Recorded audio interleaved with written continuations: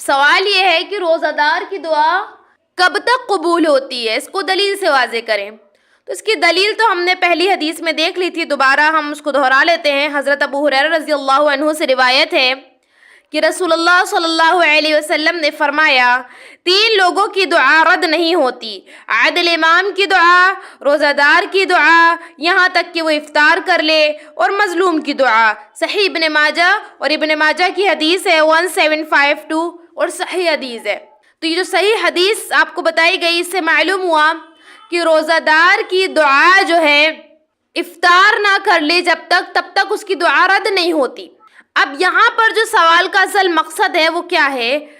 بہت سارے لوگ کہتے ہیں کہ افطار کے وقت ہی قبول ہوتی ہے، جیسے کہ ایک حدیث ہے، اللہ کے نبی صلی اللہ علیہ وسلم نے فرمایا افطاری کے وقت روزہ دار کی دعا رد نہیں کی جاتی۔ ضعیف ابن ماجہ حدیث نمبر 1753۔ بعض اہل علم کے نزدیک یہ حدیث ضعیف ہے، اور بعض نے اس کو سندن صحیح بھی کہا ہے، لیکن یہاں پر سوال یہ نہیں ہے کہ افطار کے وقت تو آپ نے کرنی ہی کرنی ہے۔ سوال یہ ہے کہ جب آپ نے صرف اس حدیث کو پکڑ لیا، اس حدیث کو پکڑ لینے کے بعد پرابلم کیا آیا کہ وہ جو حدیث تھی جس میں ہے کہ پورا دن جو ہے دعا رد نہیں ہوگی، وہ فضیلت آپ بھول گئے۔ پوائنٹ کو سمجھیں۔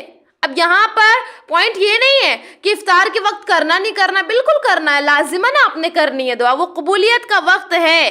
لیکن سوال یہ ہے کیا صرف وہی قبولیت کا وقت ہے؟ نہیں، دوسری صحیح حدیث بتا رہی ہے کہ روزہ دار کی دعا رد نہیں ہوتی یہاں تک کہ وہ افطار کر لے۔ تو بھئی آپ کے پاس پورا دن ہے، آپ پورے دن دعائیں کرنی ہے، افطار کے وقت تو کرنی ہے لیکن پورا دن بھی کرنی ہے۔ آپ نے جب اس ایک حدیث کو پکڑ لیا تو آپ نے پورا دن کو اگنور کرا، خالی آپ افطار کے وقت بیٹھ کے دعا کر رہے، یہ غلط ہے۔ پورا دن ہے آپ کے پاس، آپ افطار کے وقت بھی کریں اور پورے دن میں بھی کریں، یہ سمجھانا اصل مقصد ہے۔